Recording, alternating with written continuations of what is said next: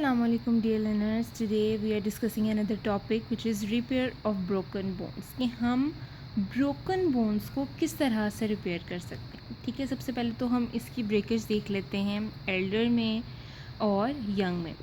Young जो है, ठीक है, जो जवान होते हैं वो उनकी बोन्स जो हैं वो खुद से जो है वो ब्रेक नहीं करती.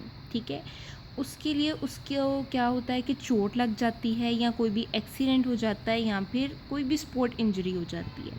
लेकिन एल्डर में क्या होता है कि उसकी बोन्स आहिस्ता आहिस्ता वीक होना शुरू हो जाती हैं उसकी एज के साथ. इसका मतलब कि अगर वीक हो गई हैं तो वो इजीली ब्रेक कर जाएंगी. ठीक है, इसके लिए इसका ट्रीटमेंट क्या है कि जो बोन आपकी फ्रैक्चर हुई है, ठीक है, टूट गई है, उसको हम रिड्यूस कराते हैं. रिड्यूस मतलब उसको दोबारा उस बोन के साथ जहाँ से वो ब्रेक की है उसके साथ हमने दोबारा ज्वाइन करवाना है, उसको मिला देना है. ठीक है, फॉलोड बाय रीअलाइनमेंट. इसका मतलब क्या है कि जहाँ से वो टूटी है, ठीक है, उसको आपने ज्वाइन किया, उसको मिलाया, और जहाँ उसकी ओरिजिन है, जहाँ उसकी जगह है, वहाँ पर आपने उसको कर दिया. ठीक है, और फिर क्या कर दिया, उस पर प्लास्टर चढ़ा दिया. ठीक है, उसको यानी उसके ओरिजिन में रखना. ठीक है, उसके बाद टाइप्स ऑफ रिडक्शन आ जाती हैं कि हम किस तरह से जॉइंट को जो है वो उसकी बोन के साथ दोबारा से मिला सकते हैं. तो उसमें हमारे पास सबसे पहले क्लोज रिडक्शन आ जाता है. ठीक है, क्लोज रिडक्शन क्या होता है कि जिसमें हमें सर्जरी की ज़रूरत नहीं पड़ती. ये कौन करते हैं, बेसिकली ये फिजिशियंस ही कर सकते हैं. ठीक है, जो कि सिर्फ by the movement of their hand वो क्या करते हैं कि बोन को उसकी ओरिजिनल जगह पर लगा देते हैं.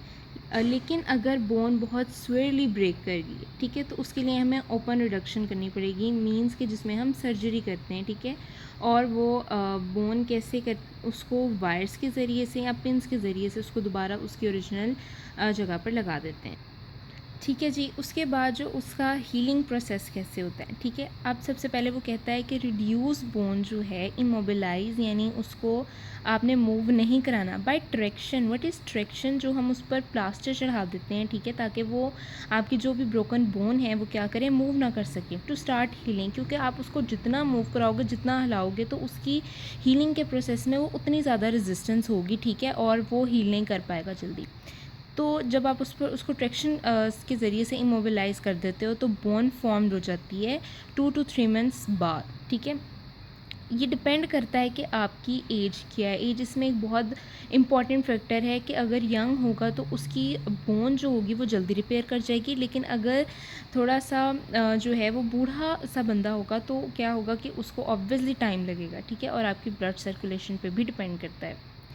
उसके बाद इसके स्टेप्स आ जाते हैं. ठीक है, हीमाटोमल फॉर्मेशन में क्या होता है कि जब आपकी बोन ब्रेक करती है, ठीक है, यहाँ पे बोन के साथ वेसल्स भी होती हैं. ठीक है, तो वो क्या करती हैं कि जब बोन ब्रेक करती है तो ऑब्वियसली वो भी ब्रेक कर जाती हैं. ठीक है, और बोन के साइड पर क्या होना शुरू हो जाता है, यानी ब्लड क्लॉट्स बन जाते हैं. ठीक है, जमे हुए खून को हम हीमाटोमा कहते हैं. ठीक है, उसके बाद हम ये करते हैं कि वो जो हीमाटोमा बना है, ठीक है, यानी वो जमा हुआ खून है, ऑब्वियसली आप उसको साफ़ करोगे. ठीक है, उसके बाद जब हम उसकी ट्रैक्शन करवाते हैं तो वो कहता है कि सॉफ्ट कैलस बनता है.